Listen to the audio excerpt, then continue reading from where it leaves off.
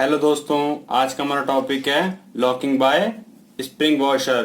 तो spring washer से locking जो होती है हमारी इंजीनियरिंग ड्राइंग्स या इंजीनियरिंग ग्राफिक्स में, वो आज हम ड्रॉ करेंगे। ठीक है, तो सबसे पहले हम इसमें वॉशर का जो स्लॉट दिया हुआ है वो ड्रॉ करेंगे, और ये हमारा वॉशर है। ठीक है, वो इस स्लॉट में आके फिट होगा, तो वो ड्रॉ करेंगे। सबसे पहले एक्सिस लाइन ड्रॉ करने के बाद इसकी यहाँ से लेके यहाँ तक इसकी डिस्टेंस कितनी दी हुई है, 2D प्लस 3 mm। ठीक है, mm में हम सारा डायमेंशन लेंगे। हमारा d है यहाँ पे 40, तो 2D हमारा हो गया 80 mm। ठीक है, 80 mm हो गया, और प्लस 3 मतलब 83 mm। तो 83 mm का हाफ कितना हो गया हमारा, हो गया 41.5। ठीक है, तो हम ड्रॉ करते हैं इसे। सबसे पहले 83 mm को 1 2 3 83 mm यहाँ तक आया, इस लाइन को हमने यहाँ तक ड्रॉ कर दी। ठीक है, फिर इसके बाद क्या किया, जब हमने ये लाइन ड्रॉ कर दी वॉशर के स्लॉट की, उसकी हमारी हाइट कितनी दी हुई है 0.2D। तो D हमारा 40 mm है, तो 0.2D कितना हुआ, वो हमारा हुआ 8 mm। ठीक है, तो 8 mm हम इसको हाइट देके एक रेक्टेंगल बना देते हैं। तो 8 mm हम यहाँ से इसको ड्रॉ कर देते हैं, और इसको हम इस साइड बढ़ा देते हैं। ठीक है, और इस पॉइंट को इससे हम मिला देंगे। ठीक है, तो ये हमारा वॉशर बन गया, वॉशर का स्लॉट। लेकिन वॉशर के स्लॉट में हमारा यहाँ पे एक जो गैप है, ये वाला आप देख रहे हैं, ये हमारा होता है 45 डिग्री पे कटा होता है, ऐसे ऐसे जैसे यहाँ पे कटा हुआ है। प्लस यहाँ से लेके यहाँ तक का ये जो गैप है ना स्लॉट में, ये होता है हमारा 0.2D। ये भी होता है सेम, इसके इक्वल ही होता है। ठीक है, तो 0.2D मीन्स 8D हो गया। तो सबसे पहले 8 mm हो गए, सॉरी 45 डिग्री का एंगल सेट करेंगे, और यहाँ पे स्लॉट को ड्रॉ कर देंगे। तो 45 पे हमने सेट किया, इस पॉइंट को हमने पहले एक लाइन यहाँ ऐसे ड्रॉ कर दी। ठीक है, फिर इसके और इसके बीच की डिस्टेंस हमने 8 mm रखी, क्योंकि 0.2D था। ठीक है, तो 8 mm हमारा यहाँ कहीं आया इस पॉइंट पे, और इस पॉइंट से लेकर हमने इसे यहाँ ऐसे ड्रॉ कर दी। ठीक है, हमारा ऐसे ड्रॉ हो गया। अब इसके बाद हमने अपने ड्राफ्टर को सीधा किया। फिर इसके बाद हमने ये ड्रॉ करना है यहाँ से लेके यहाँ तक की जो ये हमारी डिस्टेंस अक्रॉस कॉर्नर है, जो कहलाती है हेक्सागन में।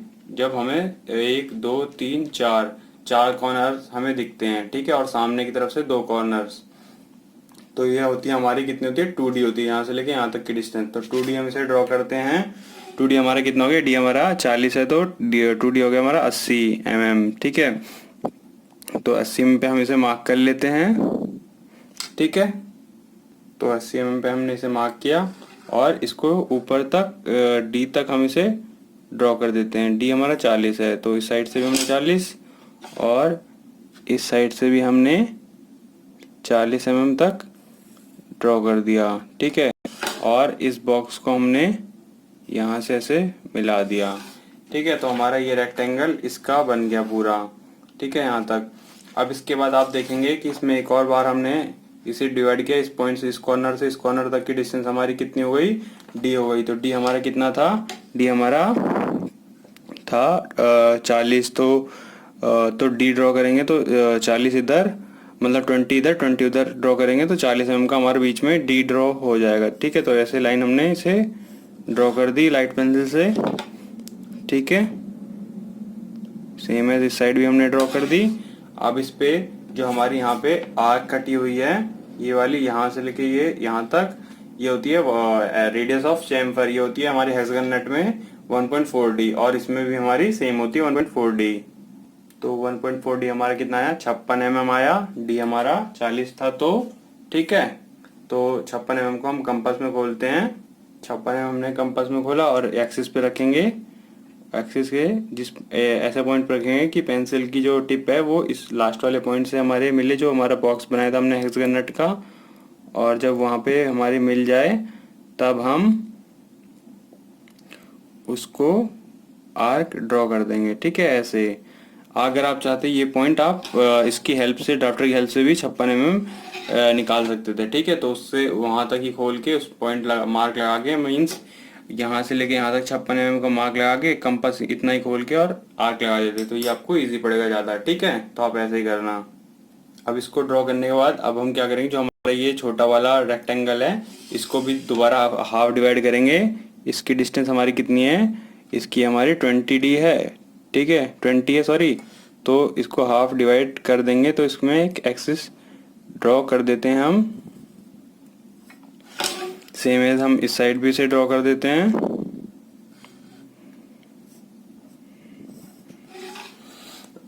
अब जो हमारा ये पॉइंट है, इस पॉइंट से हम इसे मिलाएंगे लाइन खींचकर। ये लाइन हमने ड्रॉ कर दी। अब जो हमारी ये लाइन है यहाँ से लेके यहाँ तक, इसकी जितनी डिस्टेंस है उसकी इसकी डिस्टेंस है हाफ डिस्टेंस से थोड़ा ज़्यादा लेकर कंपास खोलेंगे उतनी ही आर्क का, इसकी हाफ डिस्टेंस से ज़्यादा का। ठीक है, और एक बार हम यहाँ पे आर्क इस पॉइंट से लगाएंगे, इस पॉइंट पे रख के, और इधर भी हम एक आर्क ऐसे ड्रॉ कर देंगे। फिर इस पॉइंट पे हम रखेंगे और आर्क ऐसे ड्रॉ करेंगे, और इसी पॉइंट से ही हम यहाँ पर भी आर्क, जैसे हमने इस पॉइंट पे ड्रॉ किया था वैसे ही हम यहाँ पर भी ड्रॉ कर देंगे। ठीक है, अब जो दोनों पॉइंट आपस में यहाँ पे कटे हैं इसको हम मिला देंगे सिंपली ऐसे। अब जो इस पॉइंट को इन दोनों को जो हमारे आर्क्स में आर्क जहाँ पे आपस में कटे हैं इसको मिलाने से जो पॉइंट मिला है वो एक्सिस पे जिस पॉइंट पे काटता है उसको मार्क कर लेंगे, और यहाँ इस पॉइंट से लेके यहाँ तक हम कंपास खोलेंगे। ठीक है, और एक आर्क ड्रॉ कर देंगे। ठीक है, तो ये हमारी आर्क ड्रॉ हो जाएगी। और सेम आर्क हमने जो हमने ली है उसको लेफ्ट साइड भी हम उतनी ही आर्क से एक आर्क यहाँ पे ड्रॉ कर देंगे, उतने ही रेडियस से की आर्क लेकर हम यहाँ पे भी हमने ड्रॉ कर दिया। ठीक है, सेम एज आप देखेंगे जैसे हमने इसमें यहाँ पे कॉर्नर में बना हुआ है यहाँ पर भी हमारा बन चुका है।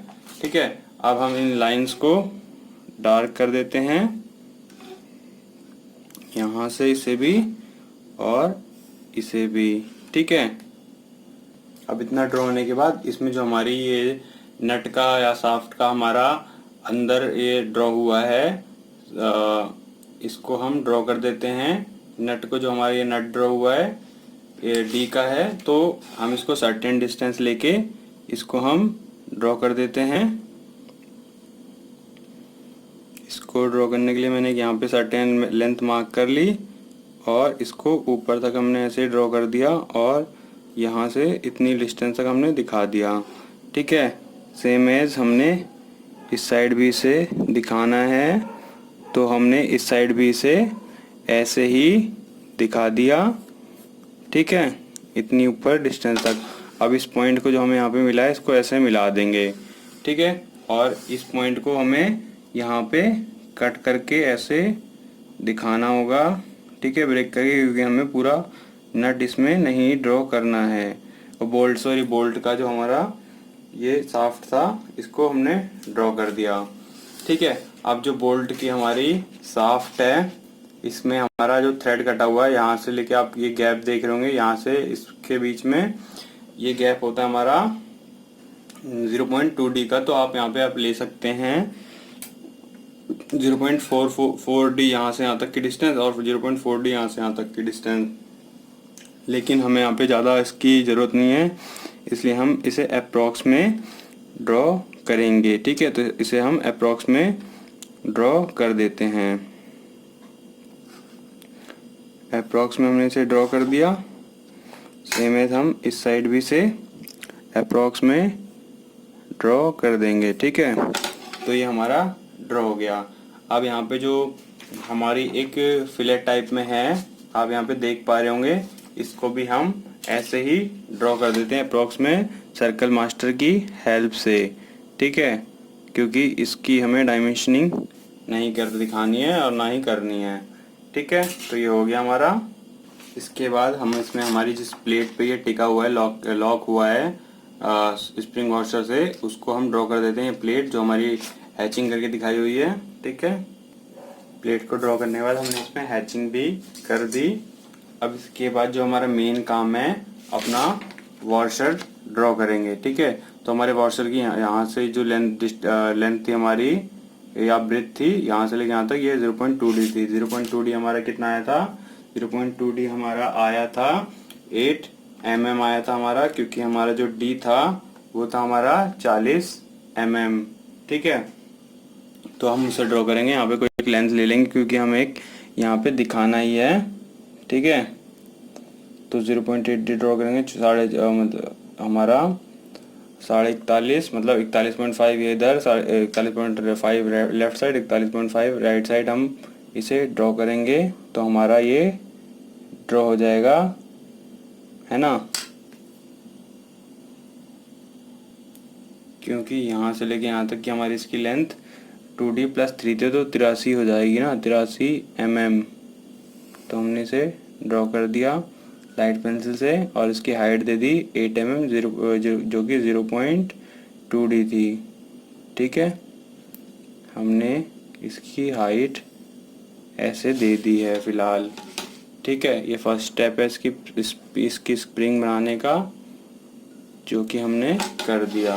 ठीक है, अब इसके बाद क्या करेंगे, कंपास में हम 10 डिग्री का एंगल देंगे। ठीक है, साइड कंपास में से नहीं, हम ड्राफ्टर की हेल्प से ले रहे हैं। ठीक है, ड्राफ्टर की हेल्प से हमने इसे दिया 10 डिग्री का, और इसको यहाँ तक एक लेंथ देंगे। ठीक है, दे दी हमने यहाँ पे लेंथ इसे, और सेम है इसके नीचे पॉइंट से भी हमने इसे ऐसे ही ड्रॉ करना है। तो हमने इसे भी ऐसे ही ड्रॉ कर दिया और इस पॉइंट को इस पॉइंट से हमने इसे मिला दिया। ठीक है, ऐसे के बाद अब हम इस साइड भी सेम एंगल से ही हम ड्रॉ करेंगे। तो इस पॉइंट्स पे हम लेंगे अपने ड्राफ्टर को और यहाँ तक इसे ऐसे ड्रॉ करेंगे, और सेम एज हम इस पॉइंट से भी इसको ऐसे ड्रॉ करेंगे, और अपने ड्राफ्टर को हम सीधा करके इस पॉइंट से हम इसे ऐसे ही मिला देंगे। ठीक है, तो आप देखेंगे हमारा जो वॉशल है वो रेडी होगा। ठीक है, सेम एज ऐसा ही इसके बीच का एंगल हमारा 10 डिग्री का होता है। इसमें जो हमारा फिगर है इसमें कम दिया हुआ है, आप ऐसे इसे बना सकते हैं। ठीक है, अब इसके बाद हम इसे डार्क कर देते हैं। उससे पहले बताऊँ कौन सी लाइन मिटानी है। ये जो लाइन यहाँ तक है इसे मिटानी है, ये लाइन जो है यहाँ तक इसे मिटानी है। ठीक है, तो लाइन हमने मिटा दी, अब बाकियों को डार्क कर देंगे। तो हमने वॉशर की लाइन डार्क कर दी और जो डायमेंशन हमारे एसेंशियल थे वो हमने दिखा दिए है। ठीक है, तो हमने ये नट के अंदर जो 2D की लेंथ दिखाई है, ये हमने आपको समझाने के लिए दिखाई है कि यहाँ से यहाँ तक की डिस्टेंस 2D है। आप इसको इसके अंदर मत दिखाना, क्योंकि हम इसको ड्राइंग को अंदर नहीं दिखाते, जो डायमेंशनिंग होता है ड्राइंग के अंदर नहीं दिखाते। आप इसको एरो लेके बाहर की तरफ बाहर दिखा सकते हैं, बाहर की तरफ। ठीक है, तो ये था हमारा स्प्रिंग वॉशर लॉकिंग या लॉकिंग बाय स्प्रिंग वॉशर। तो आपको ये टॉपिक कैसा लगा, लाइक एंड कमेंट करके बताएं।